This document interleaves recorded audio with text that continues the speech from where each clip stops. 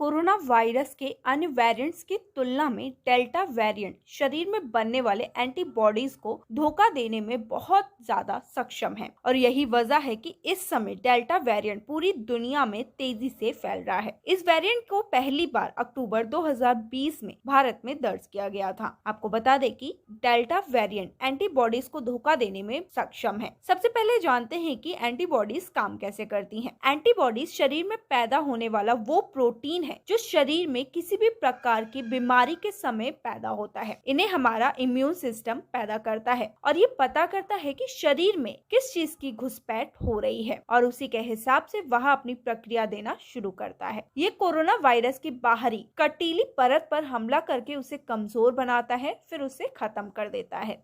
अब आपको ये तो पता चल गया कि एंटीबॉडीज कैसे काम करती हैं। अब जानते हैं कि डेल्टा वेरिएंट एंटीबॉडीज को धोखा कैसे देता है। एक स्टडी में ये बताया गया कि खून में तैरने वाली एंटीबॉडीज डेल्टा वेरिएंट पे कम असर करती है और ये भी पाया गया कि डेल्टा वेरिएंट ज्यादा तेजी से रेप्लिकेट यानी खुद को शरीर में विभाजित करके एक नया वायरस पैदा करता है। यह वेरिएंट सांस की नलियों में फेफड़ों के अंदर की कोशिकाओं को तेजी से तोड़ता है और यही वजह है कि इससे पीड़ित व्यक्तियों को काफी ज्यादा दिक्कतों का सामना करना पड़ता है और यही वजह है कि इस समय डेल्टा वेरिएंट पूरी दुनिया में बहुत तेजी से फैल रहा है। एक एक्सपेरिमेंट में ये बात पता चली कि यह अल्फा वेरिएंट की तुलना में ज्यादा ताकतवर और इम्यूनिटी को धोखा देने में ज्यादा शातिर है। जिन लोगों को पहले कोरोना संक्रमण हो चुका है उनके सीरम में मौजूद एंटीबॉडीज का असर डेल्टा वेरिएंट पर 5.7 गुना तक कम होता है, लेकिन खतरा खत्म नहीं होता। वहीं पर शोधकर्ताओं का ये भी कहना है कि डेल्टा वेरिएंट से अस्पताल में भर्ती होने वाले लोगों का खतरा 2 गुना हो चुका है। खास तौर से उन लोगों को सावधानी ज्यादा रखनी होगी जिन्होंने अभी तक वैक्सीन नहीं लगवाई है। लेकिन जो लोग वैक्सीन लगवा